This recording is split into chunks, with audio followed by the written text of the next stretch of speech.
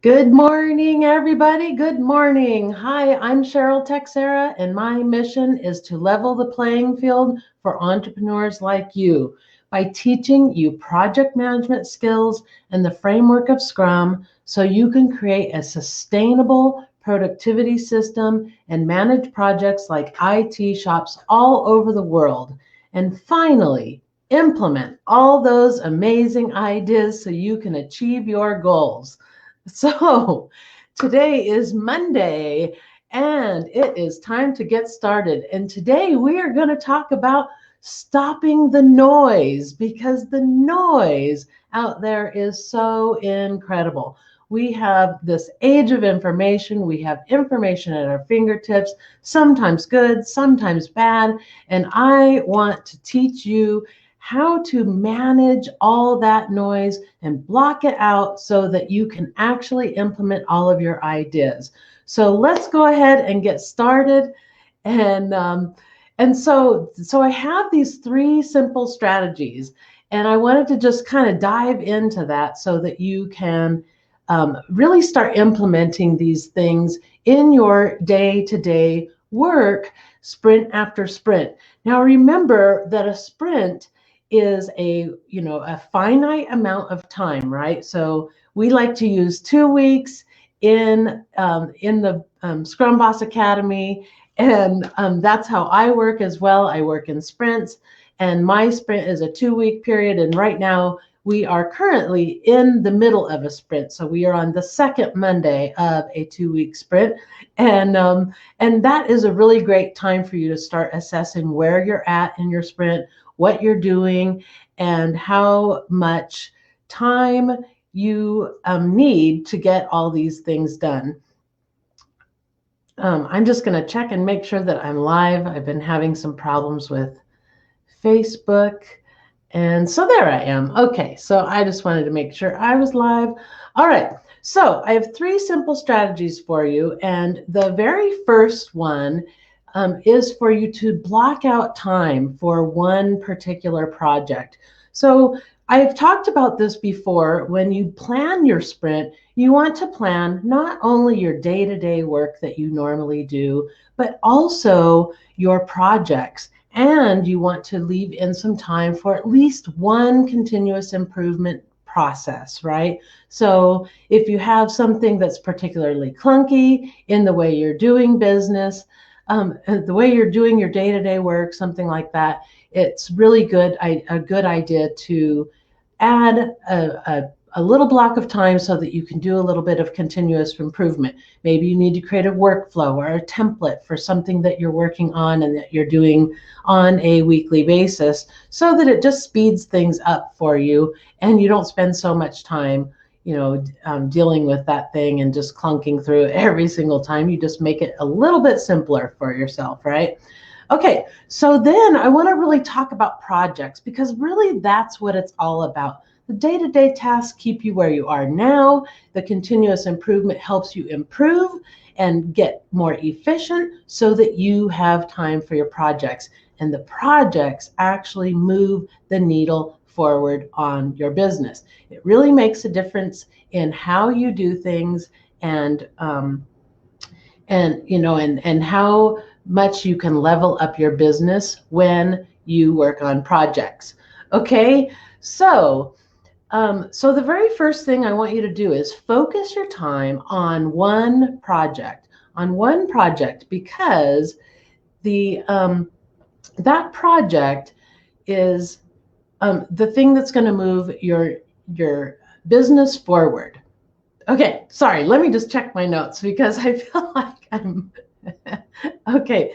Okay, so we want to block out time for one project. And last week I did a live show on time blocks and how to do those time blocks and how to deal with those. And you can watch that replay. I'm going to go ahead and stick it in the comments here if I can.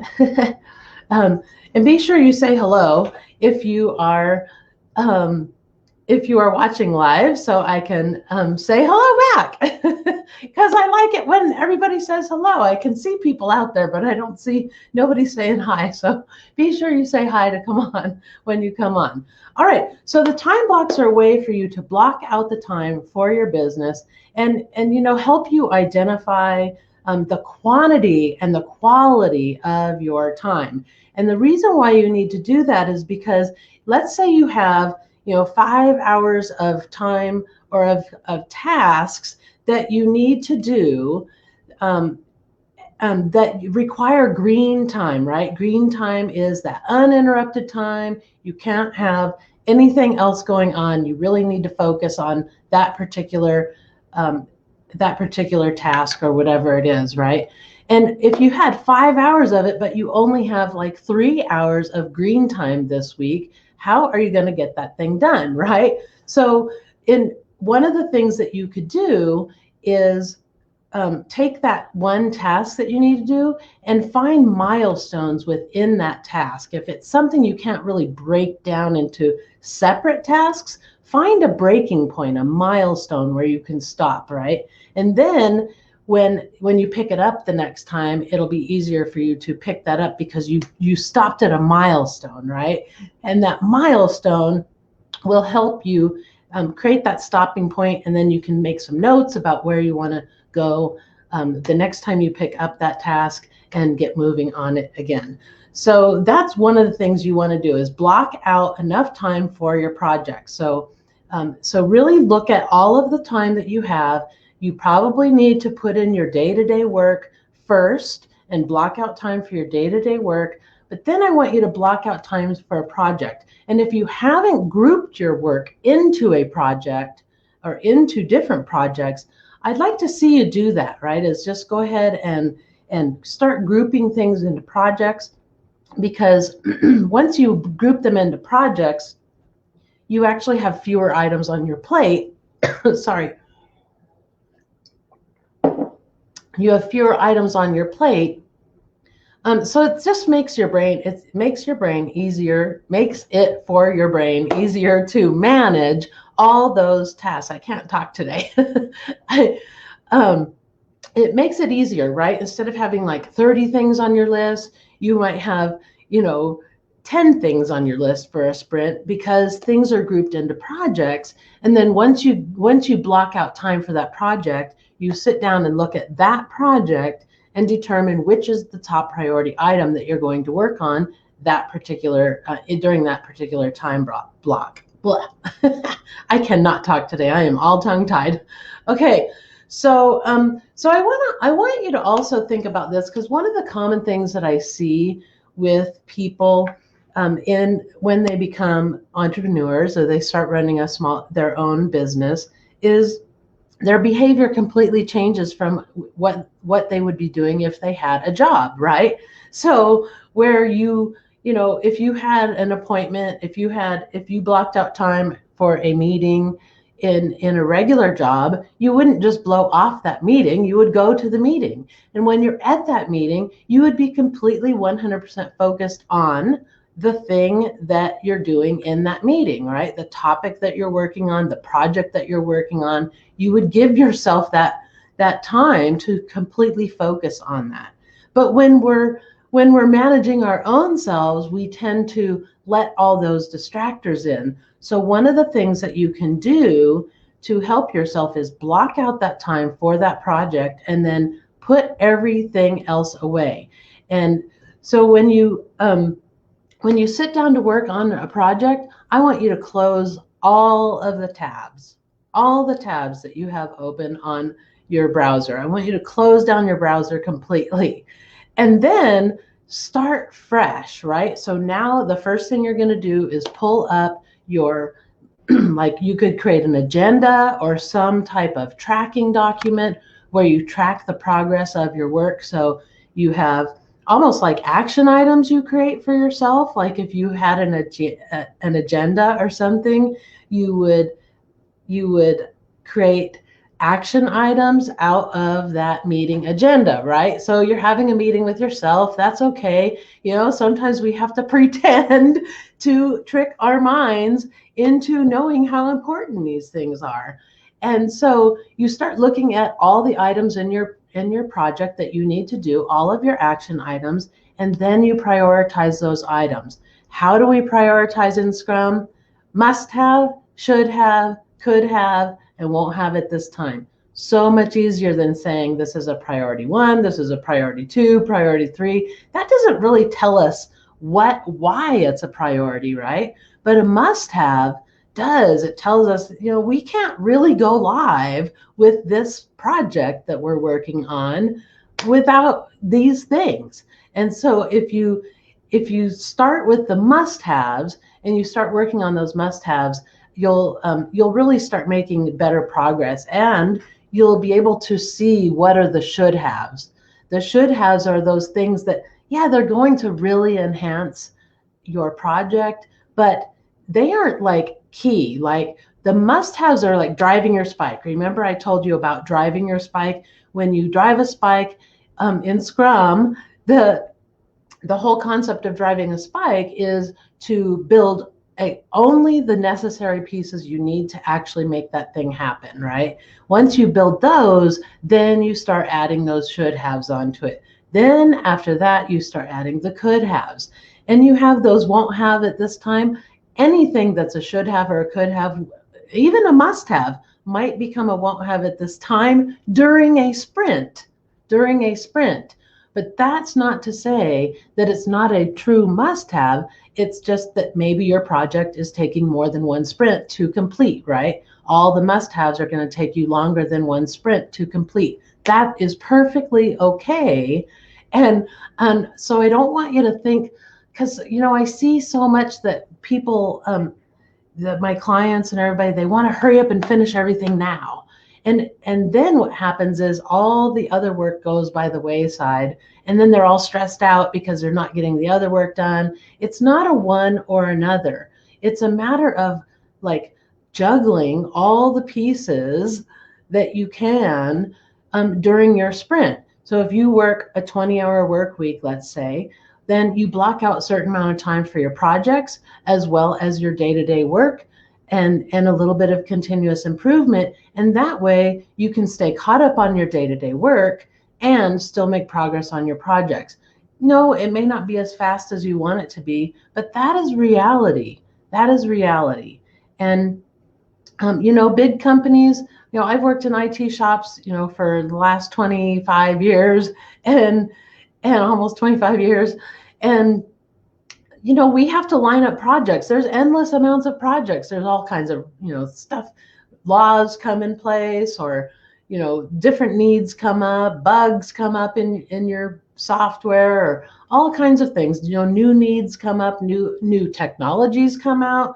Maybe where you were doing something manually at one time, you can now do automated. Those types of things are always coming up. We have an endless list of projects, and it's up to the management to determine which one is the priority to work on now. And as the CEO of your company, it's up to you to determine which projects you're going to work on now. And then, it's up to you as the as the doer of all the things, right? That dev team kind of thing, to determine how long it's going to take in hours, how long it's going to take for you to complete that project, just to drive the spike part. And then you can, once you drive the spike, then you look at the next piece and the next piece and the next piece. So you determine how many hours you think it's going to take just to drive the spike, just to build the bare minimum, right?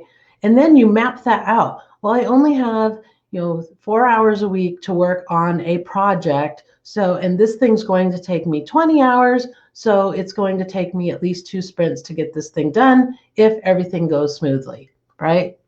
Now it's going to take you 2 sprints to do it. If it's going to take longer, that's okay.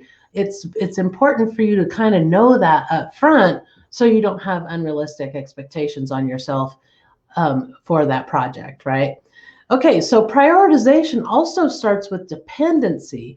When you start prioritizing by must have, should have, could have, and won't have at this time, you also want to look at some of the dependencies. So if you have something that is a must have, is it dependent on something else that's a must have? Right? Do you have to get A done before you can do B? And so those are the things you want to start looking at, is what is dependent on the other thing. And in that case, then you kind of know what order you need to do things in, correct? Okay, and then it also recognizes deadlines. So if you have a deadline, that you have to have something specific done before the end of the sprint, then you got to get that done this sprint, as opposed to some of the things that maybe really aren't needed to be done until the next sprint.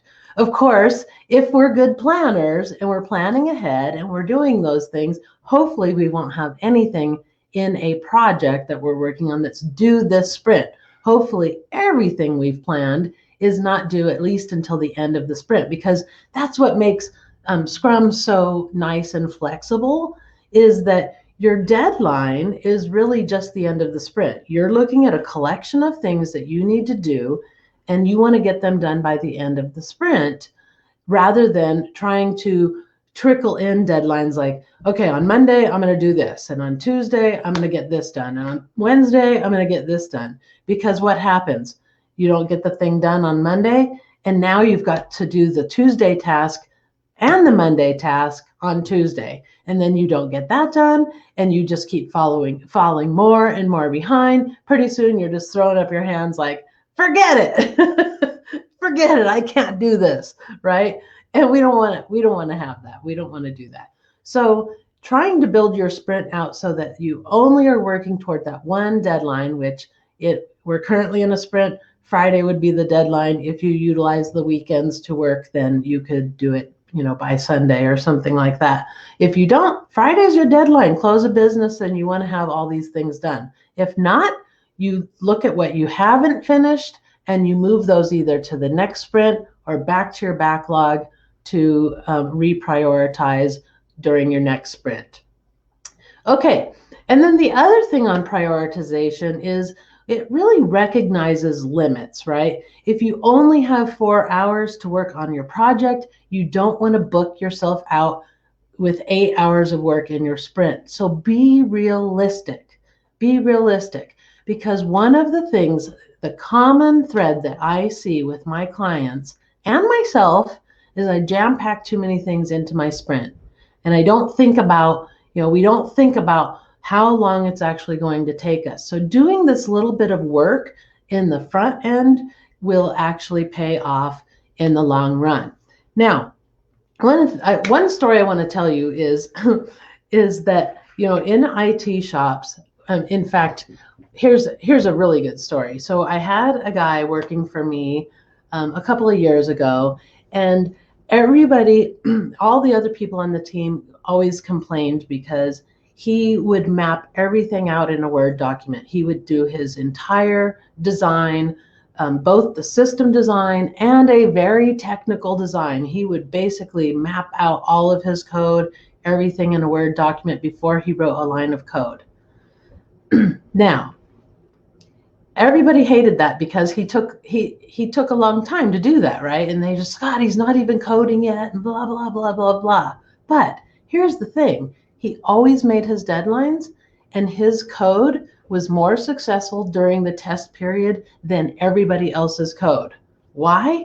Because he took the time to plan out his code, plan every little piece of it, plan every if, every else, every exception, every single thing. And his code was by far more successful during test than everybody else's code, and he always made his deadlines. So the planning up front really pays off, you guys. Instead of putting all your time and energy in the work part of it, if you just shift that same amount of time and shift more of it to planning, your execution process actually takes less time.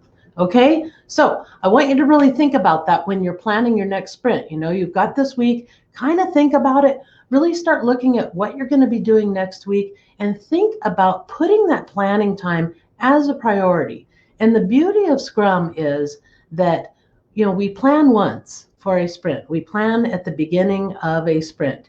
You plan everything out. You do all that. Even if it takes you the whole entire workday of Monday to plan out your sprint and really plan out as much of the detail as you possibly can, execution becomes easy because you've basically created a roadmap for yourself and that you're just going to follow. And it really does make it exceptionally easier. Okay, so when you're executing your work, I want you to close all your tabs, only have the document that you are going to use to guide you on your work, your plan, right? And we're talking about a project now, so I want you to just really think about one project. I want you to close all those tabs.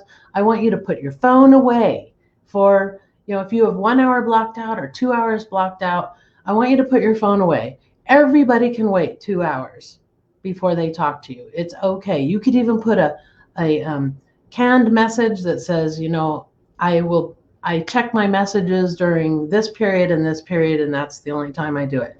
You don't have to be that formal, but if you just put your phone away for the 1 or 2 hours that you have to work on your project, it will really help you stay focused.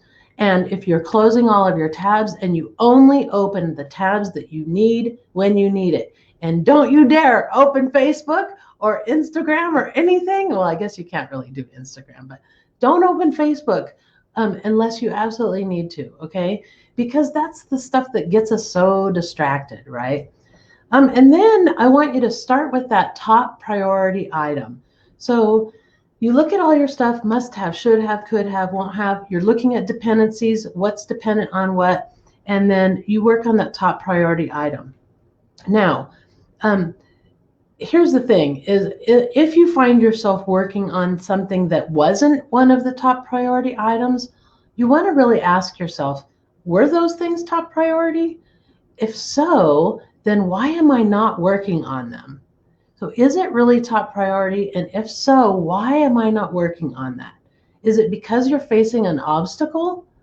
Do you need to, are you facing a learning curve? Are you worried that you don't have enough time to sit down in this one session and finish that thing? Because sometimes that can put constraints on us that we're like, oh, that makes me nervous. I know this thing's going to take me 3 hours and I only have 2 hours.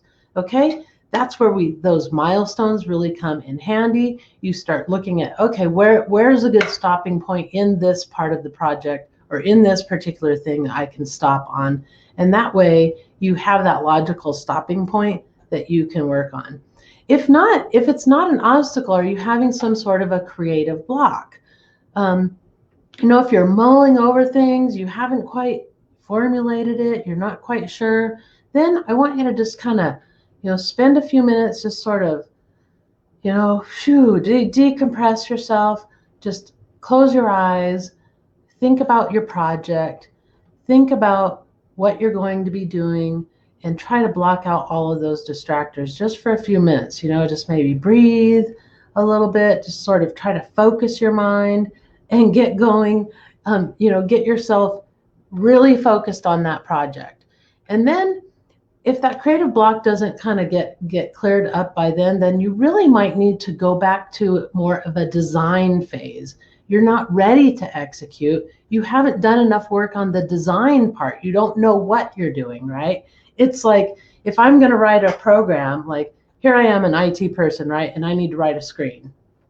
And I haven't mapped out what that screen is going to look like at all. Well, you can imagine how difficult that's going to be to start coding that when I don't even have like a basic wireframe of what my screen is going to look like, right? So I need to go back and create that little wireframe and, think about the logic behind how the user would be completing this particular screen or something like that, right? So in the same sense, you want to do the same thing. If you haven't really mapped out what you're exactly doing, that could be why you're having that creative block is you just need to go back to design. Nothing, no harm, no foul, right? Remember, the more we plan up front, execution is much quicker and much easier. Same thing if you're, if you're just really struggling, like you don't know what the solution is. Maybe you know you need to execute this thing, but you don't really know what the solution is. Maybe you're creating a course, right? And you have one particular area that you really haven't mapped out in your mind of how you're going to deliver that, or how you're going to, um, you know, break it down so it's simple for somebody, right? You might need to go back to like your pain point board, because I hope if you're a good project manager, you're keeping a pain point board in Trello. That's what I do. I keep a pain point board, so I have the words of my clients in there. You probably saw them on the invitation to this live.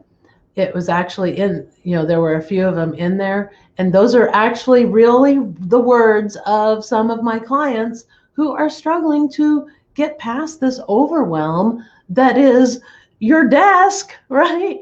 And start implementing. Okay, so look at that pain point board. If you're having a block, just reading through the pain points might help you get focused on what that solution is and get yourself back centered on what your goal was to help your people in the first place, right?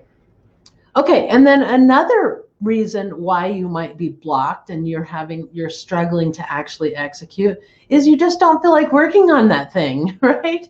Let's say you need to write for a part of your thing. You need to write like, the whole entire lesson plan or something. If you're creating a course, or if you're writing a blog post, you need to write a blog post, and you're in green time and you need to do it, but you don't feel like it, right? You have a headache, or you just don't feel like it. Then I want you to just like give yourself some grace and maybe skip that item. Go look at some of the other things that you need to do, and look for things that only take maybe 10, 15 minutes, a half an hour, something like that, something smaller that will help get your head back into what you're doing and what you're trying to do. And then see if you can go back to that other thing that's a higher priority and get that thing done.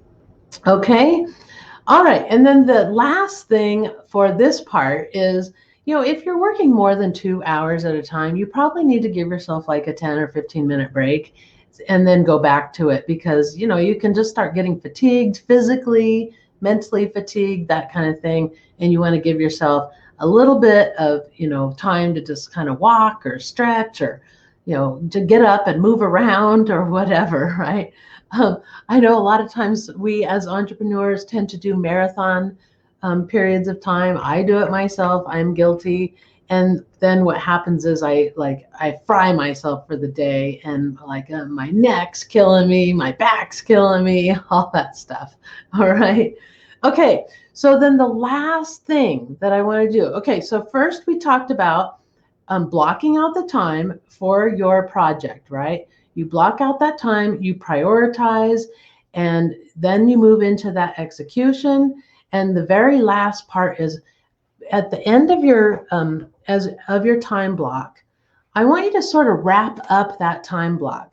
So you've been working on this project, right? So I want you to take 2 or 3 minutes to just go back to your project list of all the things that you had to do. Make some notes about where you're at. If you haven't finished one of the tasks, make some notes about where you are and what you need to do to pick up on the before, what the next time you start working on that thing.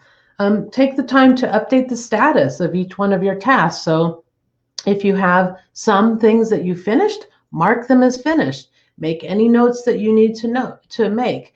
And then close each of the tabs once you're done with those things. So here's the thing, like if you were working on something and you tend to leave it up, this is one of the things I do, I hate, and I'm really forcing myself to stop doing this. And this is one of the strategies I'm using, is I just take some notes and I paste those links, those URLs into my document, so I can easily go back to where I was on that thing. So if I had, whatever I had up, if I had a document up from Google Drive, if I had a spreadsheet up, if I had, any type of research that I was doing, up on my browser, I just start saving all of those URLs so that I can easily get back to them, and I make a note underneath them of what they are and why I kept them. Because, you don't really want to do it until you're done at the end, because you could start pulling up things doing research and you're like, that wasn't very good. That wasn't very good. But you leave that tab up because you're like, you haven't decided yet, right? But by the end of your work period of that time block, you probably know which ones you actually utilized and which ones you didn't. So close out the ones that you didn't use, and then document that URL so you can easily get back to it when you pick up the project again. And then write yourself a note about where you were, what you were doing, why you had those links, that kind of thing. It would probably take you seriously just like 2 to 3, maybe 5 minutes tops. And as you do it, close every one of your browsers, because then the very last thing that you're going to close is that document you were working on that's helping you track where you are and what you're doing in your project. And then when you're all done, then you close out that particular document, and now you have a clean browser, you have a clean computer to start your next thing, right? So maybe you head over to your Trello board and you look at your to-do items, you move over your time block for your project, and and now you start on your next thing, maybe daily tasks or whatever that you needed to do, right? So that's really the key, I think, that will really help you stop all that noise, get everything more succinct for yourself, and do that design up front so that executing becomes easier because you've built yourself a roadmap, and then documenting where you were so that you can easily pick up where you were on the last time. You can do this in Trello. You can, in the description area, you can have all the links. And then the cool thing about Trello is you have that little activity log, so you can just start documenting your activity of what you did, where you're at, and what happened and whatever, right? And that way you can go through just like a journal of what your project, where you're at in your project and what you're doing. So utilize those tools. And if you don't like Trello, use a Word document. It's okay. You don't have to be all, into the tech and everything. Word and Excel are fabulous tools that you can use to manage all of your projects. You don't have to have super fancy software or anything like that. In fact, all my years of managing projects and everything, I've tried tools like Microsoft Office Project. It's got those Gantt charts and it's got all that stuff and everything. But what I found was it was just easier to use a Word document and a spreadsheet. It really was to me. I felt more in control of everything. I didn't have all this, if you've ever used Microsoft Office Project, it's really complex, and like it looks sort of like a spreadsheet, but it does all these things like documenting dependencies and all these things, and that's all great and dandy if you have 40 hours a week to just maintain your Microsoft Office Project file. But if you don't, it's easier just to use a spreadsheet and a Word document to keep track of all your work. So my theory is, if you can do it with a wheelbarrow, don't buy the dump truck, right? You don't need that. So, just keep it simple. You don't need to get super fancy. That's one of the reasons why I've never introduced ClickUp or any of these other, projects, Honeybook or any of these other things, because you don't need them. You can keep it really simple. But if you want to use those things and you really like the technology, you like using that, and it helps you stay organized, then by all means use it. If it's better than the tools that you're using, then use it. But it has to work for you and your brain and how you think and all of that stuff, right? And so I find just keeping it simple for me works the best. And I see the logic, like this Honeybook thing, or there's a couple other ones you can use, Slack, those kinds of things where you have a project in there, and then all communication, every single document you have goes into that place. But I just use a Google Drive and I share that with my VAs. We all work out of the same file structure, the same files. We don't download any of our documents. We share the documents so that we know we're looking at the exact document that we should be looking at and not some version of it from the past.